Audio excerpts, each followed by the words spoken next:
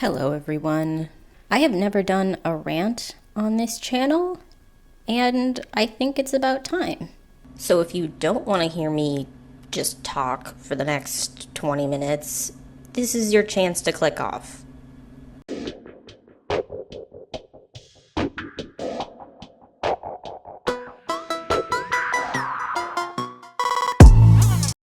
This person asks, can we even talk about how going to the gym is actually classist? Like, if you're disabled and you don't have any money, how do we go to the gym or the pool? Yes, 100%. Let's talk about this. Gyms are expensive. And even I think the cheapest gym that I've ever found was like Planet Fitness. And even it was pricey. And for a lot of disabled people, especially disabled people who are on a fixed income, they can't afford any extras. So, like, they can barely get their, like, bodily needs met, let alone get extra money to go to the gym. Also, if you use public transportation, you have to make sure in a lot of cases that there are full, clear sidewalks. Like if you're a non-ambulatory wheelchair user and you want to go to the gym and you do not have a car and you want to use public transportation, you have to make sure that the route from your home to whatever bus stop you use, whatever transportation stop you use, and then any transfer in between, and then from the last drop off to the gym, all have to have clear, accessible sidewalks. The world is genuinely very, very poorly designed for disabled people. And so it's really a class privilege to be able to go to the gym, to either be able to drive yourself, to be able to afford the fees to begin with, to be able to safely get to and from, and then to be able to safely use the equipment as well. Not a lot of gyms are very friendly to people who have never used the gym. Factors that go into this, it's not just simply, hey, go to the gym and work out. Like, there are a lot of factors between being a person who wants to go to the gym and get into shape and being able to actually follow through with that plan. Now, I have a lot of thoughts on this video. Like, a lot. The thing that stood out to me about this video was the fact that gyms, a purely luxury service by most standards, is being talked about as a point of privilege. Poor people can't afford gyms. Yeah, a lot of them can't, but there's also a lot of things poor people can't afford, and a lot of places that disabled people may not be able to access, like sports stadiums, old apartment buildings, etc. But nobody would call sports stadiums classist or ableist on their own, just like the existence of gyms isn't ableist or classist. But people say, we're not saying that gyms are classist. We're saying the infrastructure around them is classist. Why not just say that then? Why not say the infrastructure of sidewalks and public transportation and the affordability of gyms contributes to classism and ableism? I don't necessarily believe that's true, but that is far more specific and clear to what the original point was. And why it matters is that it's much more useful to identify the macro problem than to vilify the small, symptomatic results of the macro problem. Struggling to get to gyms because the sidewalks are unkempt doesn't make the gyms ableist. It's a problem with the sidewalks. It's access to the gyms that is the symptom of the bigger problem. And my problem with blaming the gyms is that it opens the door for people accusing others of classism and ableism for simply going to the gym. Because if gyms are classist and you go to the gym, you are now supporting classism. And it opens the door for throwing around accusatory privilege. Now, I don't know if the term accusatory privilege is a thing, but I think it should be. There are a lot of people nowadays that throw around the term privilege in a way that isn't meant to call attention to systemic injustice as a whole, but as a way of throwing stern judgment onto individuals for inoffensive actions or access that the original person doesn't have, like going to the gym. All of this includes things like saying gyms are classist, or not being able to buy new clothes at your local mall on a day's notice is then privilege, or living close to a Target is a privilege. All of those statements are rarely meant to identify systemic injustice, but to self-victimize based on privileged complaints to begin with, or to cast judgment on other people you believe are the privileged party. Or both. And I think part of the fact that accusatory privilege has become acceptable in a lot of circles across the internet is an outgrowth of a level of social consciousness that isn't necessarily bad, but is very incomplete. One of the events that spurred me to make this video was a conversation I had a few weeks ago with a friend of mine. We were discussing the topic that came up in one of my previous videos, which was donating your body to science as a part of thin privilege. I argued that donating your body to science isn't thin privilege because there are a bunch of other groups, like people that are very underweight, that also can't donate their bodies to science. And my friend's response was, yes, but that means underweight people also don't have the privilege in that situation. It's overweight people and underweight people that are underprivileged. And something about that sentiment it made something click in my head that I hadn't been able to articulate before. And it's this phenomenon of micro-slicing privilege for the smallest, most insignificant things. Donating your body to science is one example of that. Instead of saying that donating your body to science is thin privilege, but also non-underweight privilege, and a privilege for people who don't die in horrific car accidents whose bodies may not be viable for scientific purposes, why don't we just say that donating your body to science isn't something that we should be giving out privilege points for? It doesn't affect anyone's quality of life in any significant way, and it happens after we die. Why are we considering it a privilege at all? And another example of this is the clothing inclusivity conversation that comes up all the time. In the fat acceptance movement, and amongst a lot of people nowadays, they believe that access to clothes by all clothing brands in their size is an issue of accessibility and privilege. But for most people, instead of saying, hey, maybe having unlimited access to clothing in your size isn't a lack of privilege, a lot of people that want to be socially conscious say, oh yeah, you're right, a brand not carrying your size is thin privilege. But then that opens the door for tall women to be like, well, what about me? I'm tall and most brands don't carry clothes that I can't wear either. And people are like, oh yeah, you lack privilege too. And then short women are like, hey, I have the same problem. All the inseams are too long. And they're like, yes, you as well. You don't have privilege too. And then all the women with really big boobs come out of the woodwork and are like, what about me? Most stores don't have shirts that fit me either. And it's like, okay, well, you as well. You get added to the underprivileged group.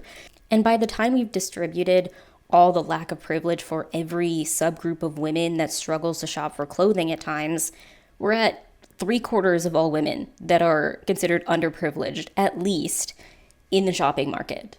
And at that point, why not just round up and say that all women are underprivileged in the shopping market and move on from there?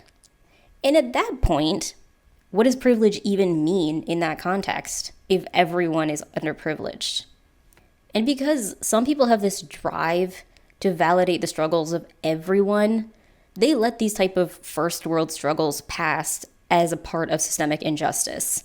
And the fat acceptance community is far from the only group to do this. A lot of groups have made it more and more acceptable to do this, but I think the fat acceptance movement has some of the most egregious examples of it. People don't want to be seen as rude or unkind, so instead of collectively putting our foot down and saying, not being able to buy party clothes or an interview outfit on a day's notice isn't a lack of privilege, we go down this long path of allowing anyone to claim oppression for whatever minor inconveniences they have, to the point where the term privilege is meaningless and lacks any resemblance to what it originally meant.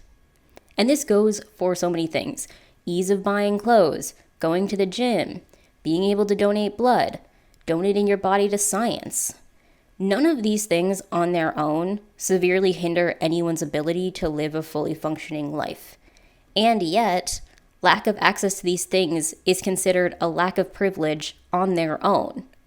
But privilege was never meant to be broken down into sizes this small, like being within walking distance of a gym or having X number of stores that sell your clothing size at the local mall.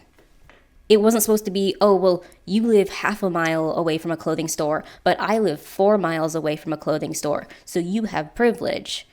What if the person living 4 miles away has a car and the person living half a mile away doesn't? You just can't distribute privileges on scenarios that small. And the reason this topic of giving out micro privileges is a problem is because it gives people with objectively a lot of privilege on their own the ability to victimize themselves and nitpick at other people's lives and choices under the guise of social justice. For the gym example, it is acceptable in some circles to say, you go to the gym all the time? That's a bit problematic. Gyms aren't accessible to everyone and they can be very classist. So you going there all the time may be supporting classist structures. And from that statement, someone's choices, like going to the gym, that have no effect on other people's lives, have been, 1, openly judged, and 2, presented in a way that is really hard to dispute unless you want to get into a very detailed discussion about classism and ableism and privilege that most people don't have the ability to articulate very well to others or simply don't want to, because in this scenario, they really shouldn't have to. But the judgment was all made under the guise of social justice and simply bringing class consciousness to the forefront, even though it was all BS. And the best example of this usage of social justice to judge other people is the fat acceptance versus mid-size drama. If you haven't watched my videos on the fat acceptance community versus the mid-size community, I linked the playlist above and you can watch it. But in summary, it's that the fat acceptance community doesn't like the mid-size community or this term mid-size. Mid-size refers to women that are between about a size US 10 to 16, and the fat acceptance community doesn't like the term because they think mid-size people should call themselves small fat, like the Fatagories chart, and that the mid-size community should focus less on clothing and more on fighting for justice for fatter people like the size 20s and above. Now, if that sounds convoluted and ridiculous, it is, and it's actually way worse than I'm making it sound. But the fat acceptance community is only given space to openly hate on the mid-size community because of this type of accusatory privilege. Both the mid-size community and the fat acceptance community would probably be considered fat by most people, but the mid-sizes have slightly more privilege, and it gives the fat acceptance community the ability to judge the mid-sizes for it. And not just for the crime of being smaller, but for everything from having a smaller waist to having a smaller face size. The mid-size community does nothing to harm fat people on its own. It's mostly a very kind and wholesome community. But the fat acceptance community is allowed to openly hate on them because, in their world, mid-sized people are privileged and therefore are open to judgment from other people with less privilege for simply existing and for not acknowledging their own micro-privileges as a thinner person. And this next video is a perfect example of these types of micro-privileges.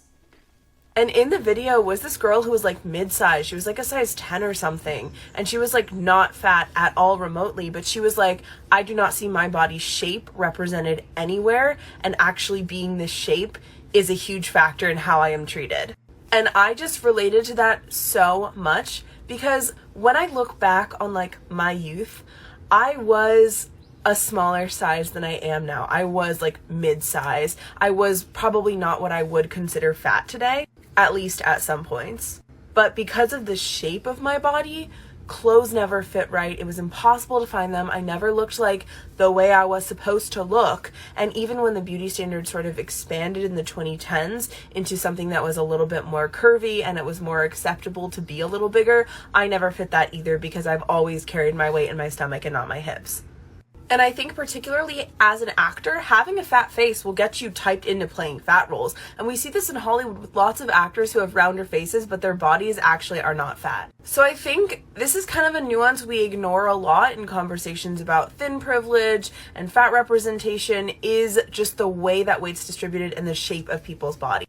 Because there's a weird privilege with it too. Like, because I don't carry weight in my hips and butt, I can fit in seats easier. I can fit on public transit easier and in airplanes and things like that. So it's almost like I've benefited from systemic privileges, but not desirability privileges because of this. Whereas for others, it can go the opposite way depending on where they carry their weight.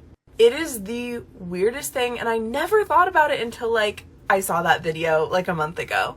But I think we need to talk more about this, so drop your experiences in the comments. One thing that stuck out to me a lot in this video is that she referred to all of this as nuance. And I feel like that's kind of the go-to at this point in time. Like, if someone goes into great detail breaking down why another size 20 person has more privilege because they have a smaller face or a smaller waist, but you're both a size 20, and someone calls it ridiculous, the go-to is, well, I'm just providing nuance to the discussion. When in reality, the nuance does very little to contribute to a larger conversation and is more a way of victimizing yourself when accusing someone else of having privileges and making a judgment about them for it. I know we're the same size, hun, but you have less face fat, so you have more privileges than me. And I would appreciate if you would acknowledge that. And this mentality around all of the mid-size drama and all the nuance surrounding body size and body shape is, I am the victim and you are the perpetrator of my oppression. And you aren't allowed to go on and live your life until you acknowledge that. But that isn't what social justice is. It's not about making someone acknowledge all the tiny ways their lives may or may not be affected by privilege all the time. That would be like if straight people were making TikToks talking about clothing that didn't have the pride flag on it, and a bunch of gay people started stitching them being like, you know, you should really be calling out homophobia and our oppression as gay people instead of talking about clothes that don't have anything to do with us as a marginalized group. That would be ridiculous. People don't have to spend all of their time fighting for justice for other people. They can live their lives in a way that doesn't harm others, and they shouldn't be criticized for it. But that's exactly what the fat acceptance versus mid-size drama is. It's fat acceptance people going after individuals in the mid-size community for not spending more time fighting for justice for what they believe is a more marginalized group, even though the mid-size community is just living their lives and harming no one. And all of this makes even less sense when you look at the fact that the privileges that people are trying to get other people to acknowledge are things that don't significantly affect someone's quality of life, like donating blood or clothes shopping. And honestly, it's always confused me that the fat acceptance movement itself exists as an entity on its own, like a strong entity on its own. You know what I would call fat phobia? Like real fat phobia? Misogyny. I would call it misogyny. There's a reason you rarely see men in the fat acceptance movement, and it's because the real consequences of fat phobia, up to and including in medicine, mostly affect women. But instead of lumping fat phobia in with misogyny and moving on from there, fat acceptance became its own thing, and in a lot of ways it pitted itself against thinner women for no reason, even though I think it should all be one collective. And then this fat acceptance community was broken down even further into different fat subgroups. And then those were broken down even more into body type and body shape and so on, until we get people saying that part of thin privilege is about how fat your face is.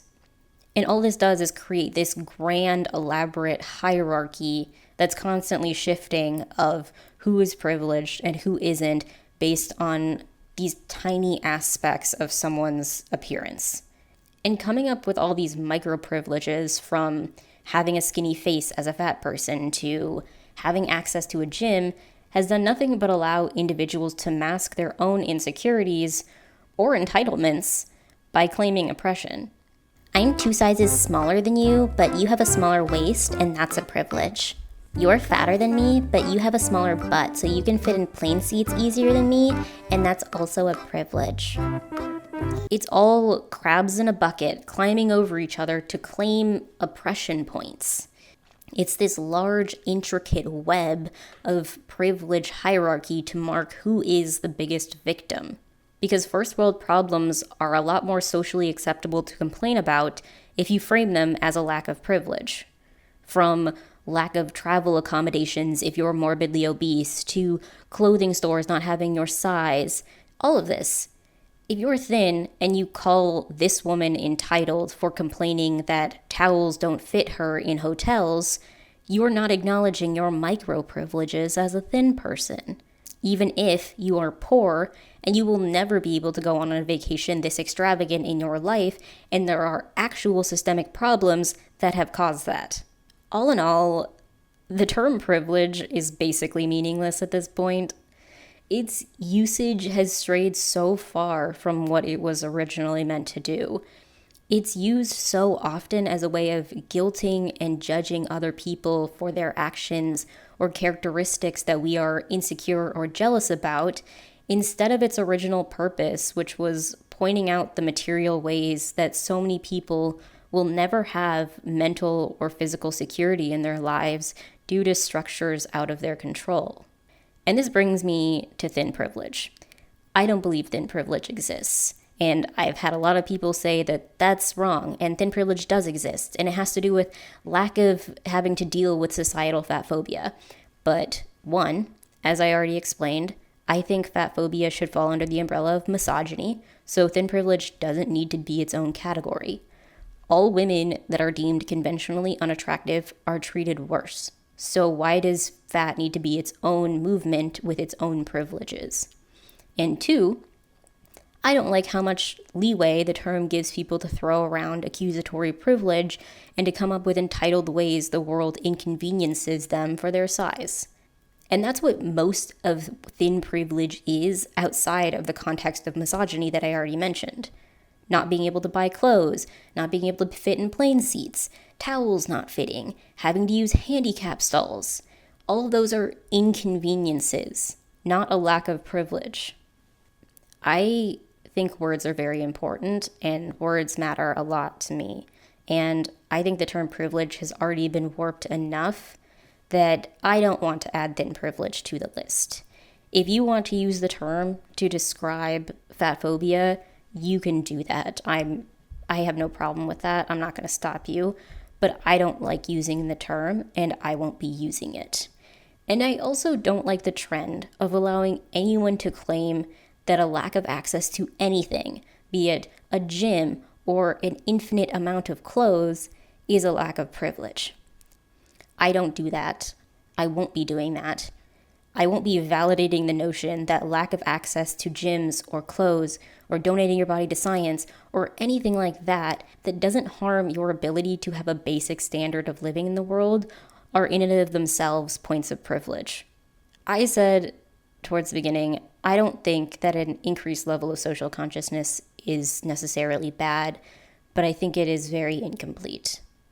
Being socially conscious shouldn't be about just knowing what resources you lack, but also what resources you have, and being able to place them properly in the grand scheme of life, from necessity to convenience to luxury. Pretty much everything we have, don't have, or could want falls on this spectrum, and understanding where it falls, which things are necessary, and which ones aren't, would provide a lot of perspective on what fighting for human rights really is. And understanding there will always be some conveniences and luxuries that you lack. And that is just life. That's all I have to say today. I hope you enjoyed the video, and I will see you in the next one.